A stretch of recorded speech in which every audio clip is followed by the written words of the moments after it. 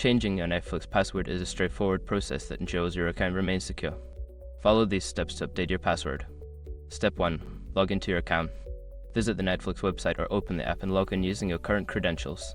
Step 2. Access account settings. Once logged in, navigate to the account settings. You can find this by clicking on your profile icon in the upper right corner and select an account from the drop-down menu. Step 3. Select Change Password. In the account settings menu, look for the security section. Here, you will see an option labeled Change Password. Click on it to proceed.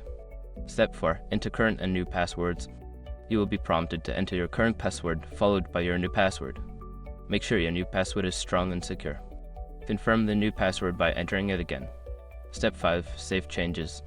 After entering the required information, click the Save button to update your password. You should receive a confirmation that your password has been changed successfully. Now that you have updated your password, remember to keep it secure and avoid sharing it with others.